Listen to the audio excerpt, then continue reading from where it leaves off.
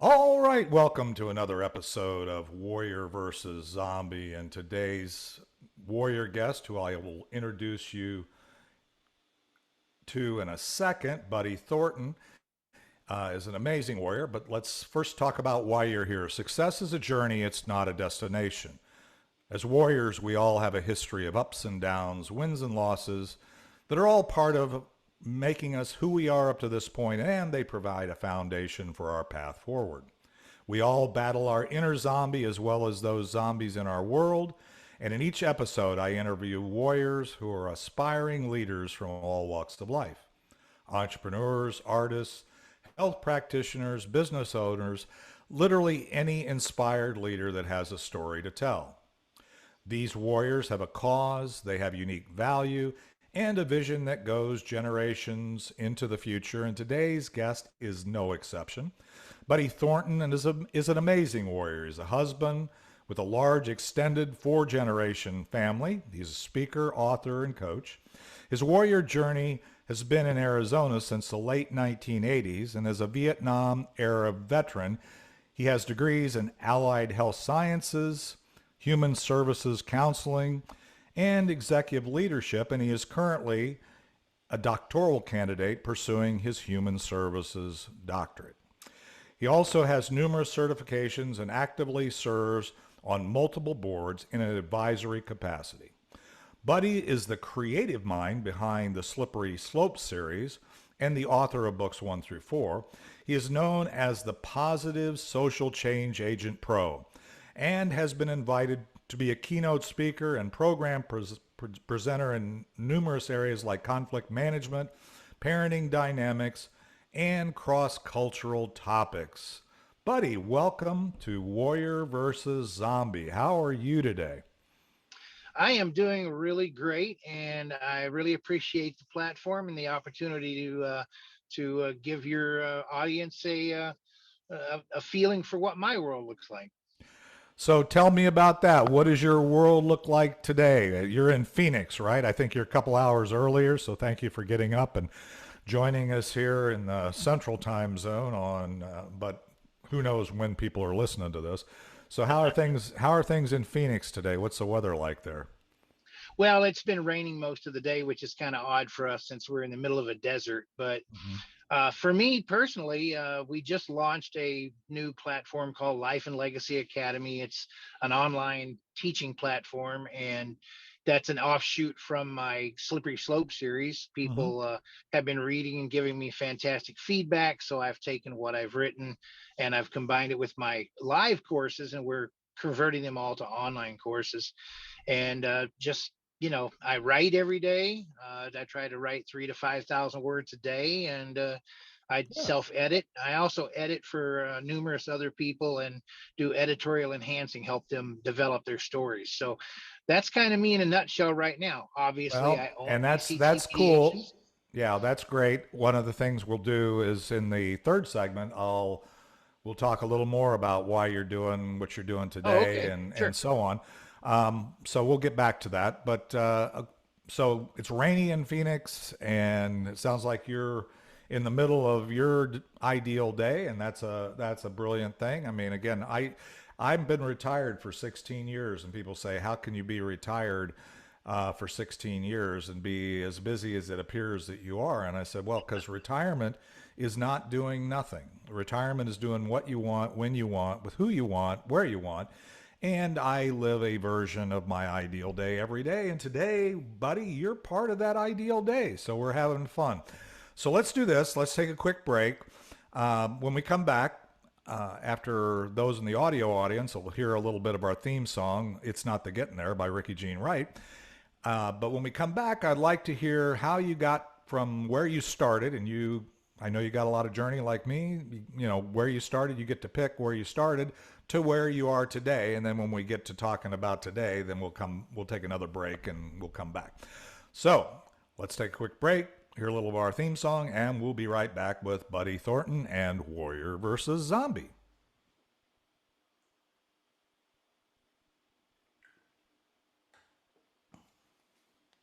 All right, Buddy, we're back. And already got a little glimpse of kind of your day going forward. But tell me, how did you get from where you started to where you are today?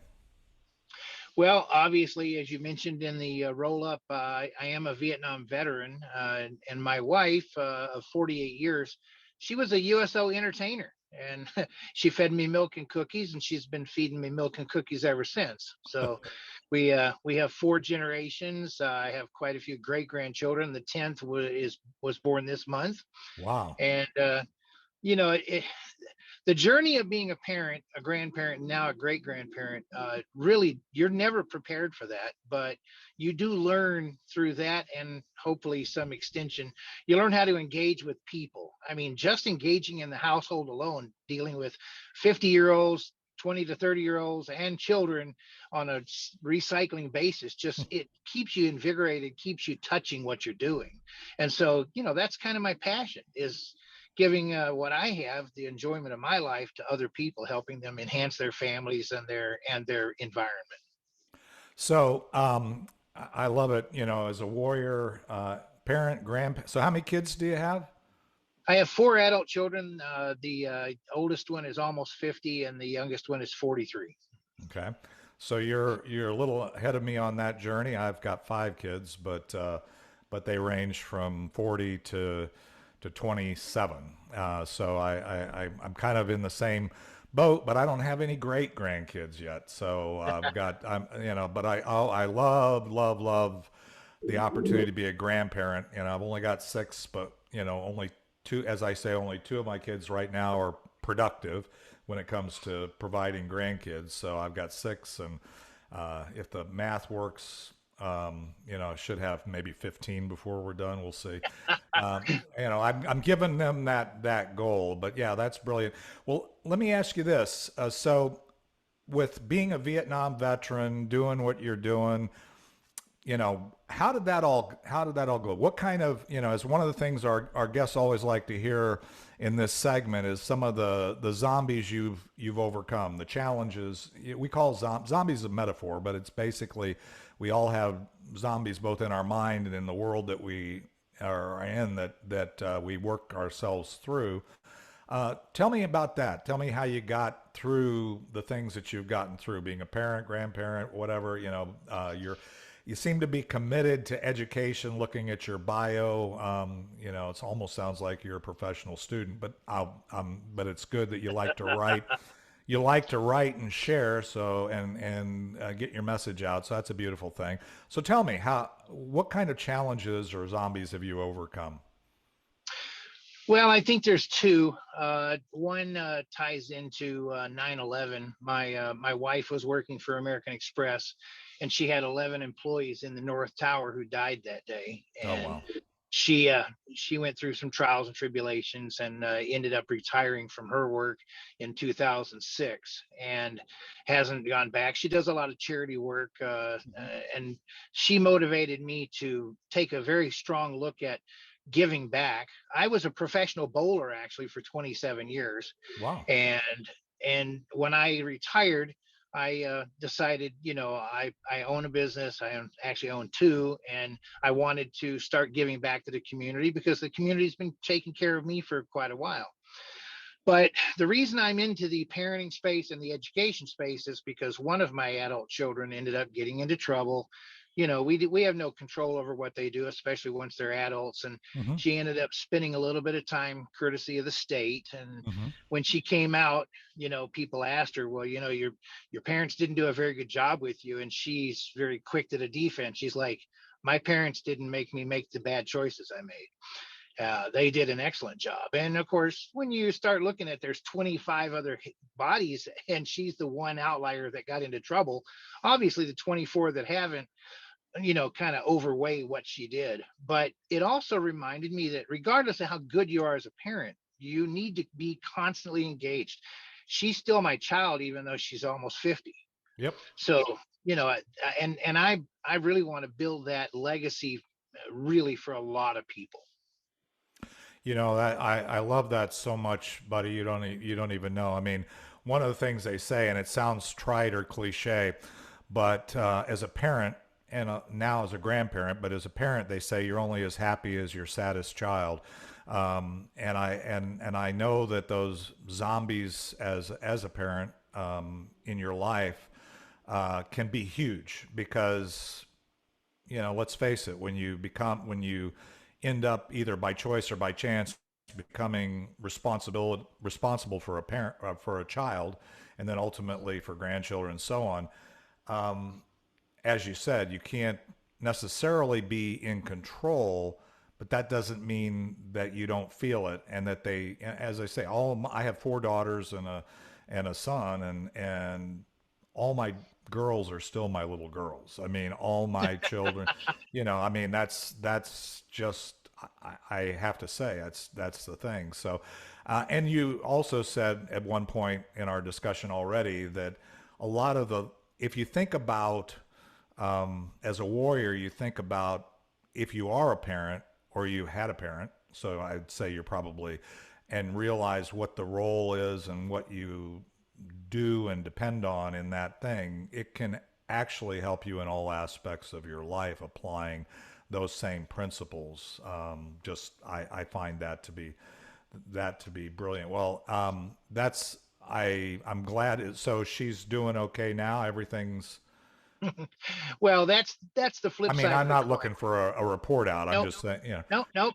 That it's actually a good thing that you asked because as you know, I do legacy work. I right. teach the four pillars, and I try to help people build themselves into functional adults who benefit society. Well, once she got out of her incarceration, she went to work, and now she is a plant manager with 80 employees, Awesome. and she's gonna be going to Vietnam to train some employees that at a new plant that her company just bought. And she looks back at and says that the support she got from her mother and me once she got out, and the strength that she gained by us role modeling, is what brought her full circle, and now she's a very, very successful woman. So she learned a lesson from you that I always say with leaders is that leadership isn't about being in charge. And I think this Simon Sinek is also somebody who says this, is it's taking care of those in your charge. And as a parent, that's job one, right? I mean, it's very short period of time as a parent where you get to be in charge. And then after that, you just have to take care of the kids and take care of those in your charge. So obviously they've modeled, or she's modeled, some of the things she learned from you during that refractory period, if you will, which is recovering from a bad decision or recovering from a zombie in her life that she wasn't prepared for. But the thing is, you were there with her and you kept her going through that. And I think that's a good warrior nugget, or a lesson that we all should understand going through this is, our legacy, as we say in this podcast, is having an impact on future generations. And you said a legacy work, and that's what it is. Life is, we're all playing an infinite game, as we say, and we're all trying to impact not only our kids but our grandkids and generations into the future. And I can see you're doing that. So what other challenges, zombies, going from Vietnam? I managed to be, you said Vietnam era. The draft was eliminated, and I was number 63 on the year I was supposed to be drafted, and they eliminated it the year before. So I figured that was God's provision. So I got to stay in college and finish, and didn't end up in Vietnam. But how did that all, and a professor of bowling, I may know your name, buddy. The name is obviously kind of a catchy name, but my father was a huge bowler. And on Sundays we were watching the PBA, and I remember guys like you, if you were ever a professional bowler, like, as you said, I mean, if you're, maybe I saw you were you on TV? Yeah, I was on TV 4 times. I bowled with some of the greats. I bowled with Earl Anthony, and bowled with a lot of the guys who are still on TV today. Hmm. My wife and I watch the broadcast. Now they're on Fox, but when Right. we watch them, it's a personal connection, because she will, when someone does something, she's like, well, I guess he learned from his earlier days or whatever. We always have a mental connection with what we did. And to me, the transition from being a veteran and going into business and doing what I do, and being a pro for 27 years, uh, it taught me a lot of things about interacting with people. And so when I went back for my master's degree in my 50s, and got my human services counseling degree, the reason I did that was because I had spent a lot of time interacting with new guys on tour. Hmm. And it's amazing. I had one episode where a kid was having so much trouble at his first tournament. He was really nervous. He dropped his ball a couple of times on the ball Hmm. return, and he looked at me and he said, "How are you so calm?" And I said, "Young man, turn and look at those pins." And he did. And I said, "They're not shooting at you. Just knock them down. Someone will put them back up, and you can knock them down again." And he ended up cashing in his very first tournament, and he credited me for that. And I was like, "No, you did all the work. I just got your mind in the right place." Well, just getting your mind in the right place, buddy, as I'm sure you know at this point, is kind of where the game is, right? I mean, Exactly. especially a professional level, um, being able to make good decisions and in the heat of the battle, so to speak, is one of the hallmarks of warriors that are at performing at a level beyond, you know, the crowd, if you will. So yeah, that's brilliant. So what else? What other challenges? Any other challenges along the road? Well, if you embrace the role that parenting gives you, from the day one, that in itself can be challenging. I had, like I say, four adult children, and they are Hmm. northeast, south, and west on the compass. So they're all completely different. They all have different desires, but I think the biggest challenge was just maintaining some type of a encapsulated home life through all of the trials and tribulations. I mean, 9/11 devastated my wife, but we made sure in the long run that it did not impact our children and our grandchildren in the wrong way. Hmm. And I think life comes at you fast. There's no COVID is a good example. I mean, it comes Right. at you fast. Last year, the biggest hurdle and the biggest zombie I had was I spent 11 days in the hospital, and I conquered COVID. I was able to beat it. But sadly, while I was in the hospital, four of the roommates that I had during that 11-day period all passed away, which taught me a very strong life lesson. I'm still here. I have a obligation to humanity to give Hmm. back. God gave me more time. And Yep. because God gave me more time, I need to make sure that other people know that they're going to face these same types of things, and they need to start giving back. They need to start building a legacy. And that's why I got involved in the writing and in the work that I do with the legacy people. Yeah. And that's so powerful, buddy. I mean, really, it is. I mean, one of the things that I found through the zombie apocalypse, as I call it, which was COVID, it wasn't. It was more, and I'm glad you battled through that and those 11 days, and we've learned a lot since that time. And I've had friends that passed, and I had COVID at least once. One time I think I had it, but even I had the original version back in 2020, not one of the subsequent versions that I think have gotten less impactful for everybody. But I've had colds that were worse. So there is a spectrum, and the thing is, God's still in control.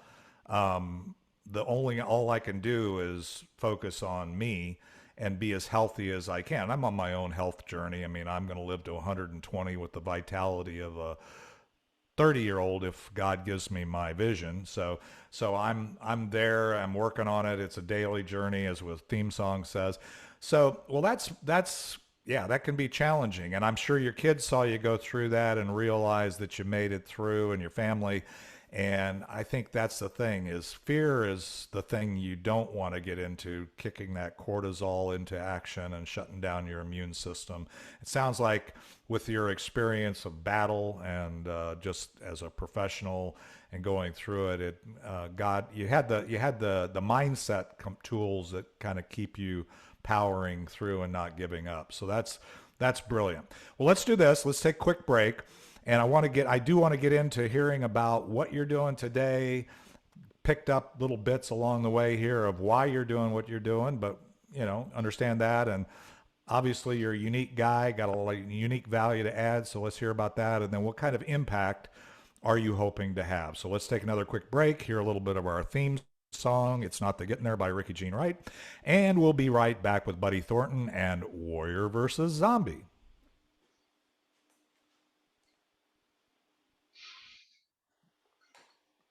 All right, buddy. That's great. We're back, and I am excited to hear about the stuff you're doing today. I know you've done a lot of stuff and had a lot of journey along the way. But tell me, why are you doing what you're doing today, and what kind of impact and value do you hope to deliver? Well, back in 2011 and 2012, I got my mediation and paralegal certifications because I wanted to start helping people get through conflict. I thought that was a good starting point for giving back. Mm-hmm. My pro career was winding down, and I just decided that that was a great way to go. But when I got into mediation, I realized about 90% of mediation is divorce mediation. And here I am today. I'm a guy who's been married 48 years. What do I know about divorce other than, just the technical aspects and what I had to learn through my certification? So I decided, you know what, I'm going to take a proactive approach to conflict, and I'm going to refer out all the divorce mediations to other mediators. And so they started, cycling back some parent teen conflict and things like that my direction, because I was working with creating a proactive environment for people to connect with their kids and connect with their business associates. So I work in both the business sphere and the parenting sphere, but my thinking is if I teach life skills, it's going to filter out and diffuse out into all skills. Mm-hmm. Google did a research project over a decade, and they found out that out of the 8 competencies that people need to succeed in life, 7 of them are soft skills. So why aren't people teaching soft skills at a very high level? So my entire focus is teaching strong life skills. I teach people how to look at themselves, self-actualize, how to develop their voice, how to separate their extreme passions from their passing interests, and then how to make the right choices to get up the ladder and get where they're going to go. And those are my 4 pillars. That's what I teach. That's what I focus on. And in all of the classes that I've developed, I have more than 30 classes to offer and talks. All of them are focused on helping people get from a lower plane to a higher plane. Maybe not all the way to transcendence, but certainly at a much higher plane than when they started. Wow, that's pretty powerful, you're absolutely right. I think that the things that they don't teach us in school along the journey of education, and that's, you know, are things that have to do with how do we build relationships, how do we nurture relationships, how do we understand why we're here and what value provide and get focused on those things and get our mindset right. And I mean, those are all things that I never had any. I mean, I have an MBA from Wharton. I spent a lot of time in education. I mean, I've done stuff, and I didn't have any of those classes. So I know that those are powerful, but I believe, education is a daily journey, just like everything else. We should be learning every day. We should be contributing every day. We should be moving forward every day. It's not about intensity as much as it is consistency. And I'm really, really, really into that. So tell me, if anything were possible, buddy, what, with the stuff you're doing, the book you're writing, the program you're starting, the focus that you have, if anything were possible, and oh, by the way, I believe everything is possible, what would you hope to accomplish?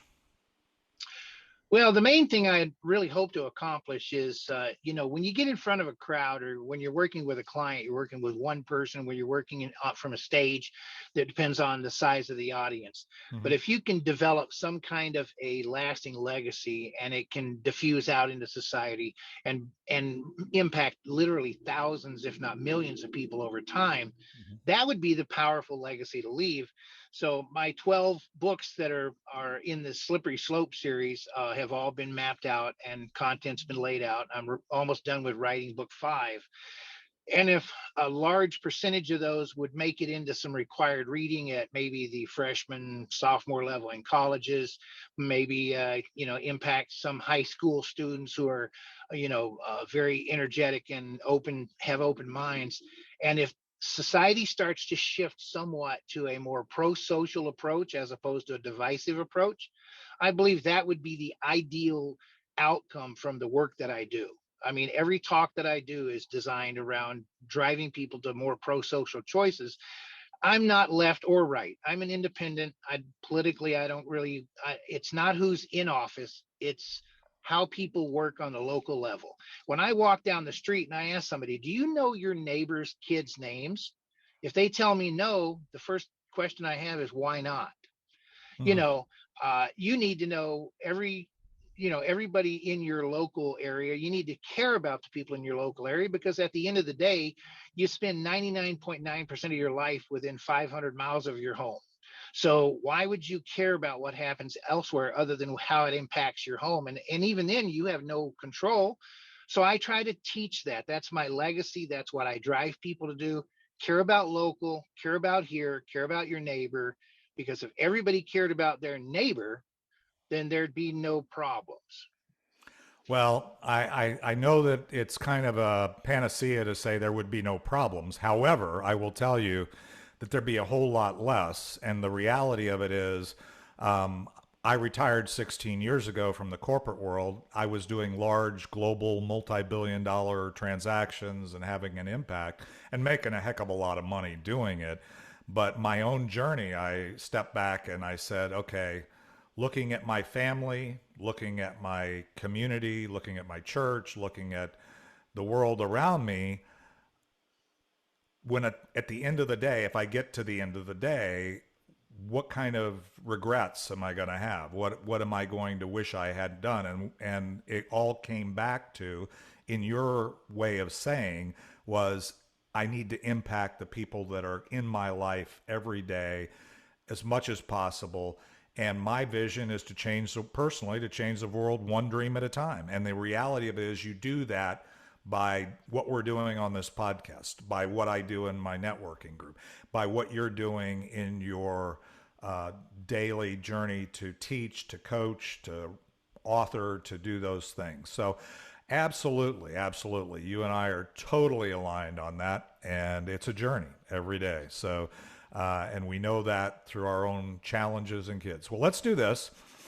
We could talk for a long time. And I know, by the way, for the audience, if you want to hear more of Buddy and get a little more insights into some of his teachings and conflict resolution and, dealing with tough conversations and powering through relationships along the way. We're going to do a mastermind in a couple of weeks, so stay tuned for that. It'll be also on this channel, the Be Connected channel, and on YouTube. And so if you want to connect with that, continue on. So let's take a break. We'll hear a little more Ricky Jean Wright, and we'll be right back with the Land the Plane segment of Warrior versus Zombie and Buddy Thornton.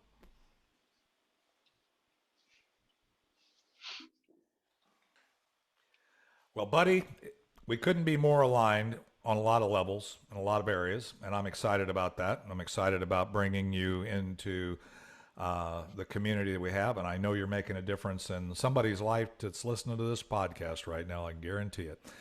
So, if we take away anything from our discussion, whether it's from your story, what you're doing now, what would you want us to take away? I think the most important thing that anybody can ever take away from any pro-social conversation is that people around you can read the passion in your voice. They can read the passion in your face. And if you can't approach something that's important to you and share the passion, drive the passion, then you're not going to succeed. When I work with clients one on one, yeah, I resolve a lot of conflict. But if that's all I did, I would believe that I failed in my mission. Hmm. The mission is to impart life skills so that, yes, I made a little bit of money maybe and I impacted their life right now, but 2, 3, 4 years from now is something that I taught them going to impact them on even on a greater plane. And I think you resonate with that very well. You have to build life skills and you have to reach people where they believe when they walk out of the room, they go, wow, I don't remember everything he said, but boy, did he bring the passion to the table, and do I feel good about maybe this one little tidbit that I'm going to take from his talk. It's the passion drives the embeddedness, and you just don't impact people if you can't exhibit passion. I totally agree. And the thing is, to find your passion, you need to know why God has you on the planet and the value that you can provide to the people that He surrounds you with. And you need to be very clear on where you're going and how you can inspire others to go along the path with you. And if you do that, I think it's a pretty happy world and pretty good thing. But yeah, there's going to be conversation and conflict along the way. And the reality of it is, I'm a Christian. I mean, I don't beat people over the head with that, but I only got two jobs. And one is to stay connected to my source and love my source. And the other one is to love you. I don't even have to like you. I don't even have to agree with you. I have to start with the fact that I love and appreciate you. And if somebody's got, encourage, you mentioned conflict, somebody's pushing your buttons or encouraging you to separate from me or somebody else or be angry or hateful or whatever, you're on the wrong side, dude. I don't care how you affiliate, what team you think you're on the wrong team. Well, that's beautiful. This has been a great discussion, buddy. So I know that people can find you this replay on the Be Connected platform, and I know it'll be up on the replay on my YouTube channel. But beyond that, how else can we stay in touch with Buddy Thornton? Well, two ways. Number one, I'm on my LinkedIn platform probably 5, 6 times a day because that's where most of my professional Hmm. connections come at me. But I do have an email, buddypscapro@gmail.com. I share it with anybody and everybody. I get over 1,000 emails a day, and I respond to them always as rapidly as possible. Of course, I get rid of the junk, and then of course, you know, all my contact information. My phone number is in the back of all of my books. But if someone wanted to even send me a text or call me, I answer my phone 24/7 because conflict doesn't sleep. So if I get to, yeah, that's great. But if I don't, but 480-861-1371. And that's a Phoenix number. But I did webinars and podcasts for Australia, so I was up at 3 o'clock in the morning so that I could reach them the next day.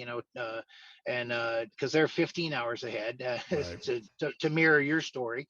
But you know what? You have to go to the people where they need you. That's right. When the student is ready, the teacher shall appear. So I like to leave people with this. No one can blame you, shame you, or judge you about the conflict in your life. I certainly won't, but I can help you resolve it, and I can help you build some life skills. So don't be afraid to reach out and admit, hey, I'm having an issue. I have a coach for 27 years on the pro tour. I had a coach. I never went anywhere without a coach. So, don't be afraid to accept the fact that you're human, because that's what we all are. And lastly, what you said mirrors the great commandment. You're supposed to love the Lord with your heart, your soul, and your mind, and you're supposed to love your neighbor as you love your Lord. Well, those are the two things. Everything I write, everything I work with, everything I do circles back to those two things. I don't have any enemies. A stranger is just a friend I haven't met yet. I love it. And actually, as I suspected, and we haven't been on the journey together too long, um, we are very aligned. And yes, if I ever say anything brilliant, it only comes from one source. And if you get to know me a little bit, you'll know where the source comes from. So with that, buddy, I am really happy that we had this opportunity to share with the audience. Looking forward to your mastermind coming up in a couple of weeks.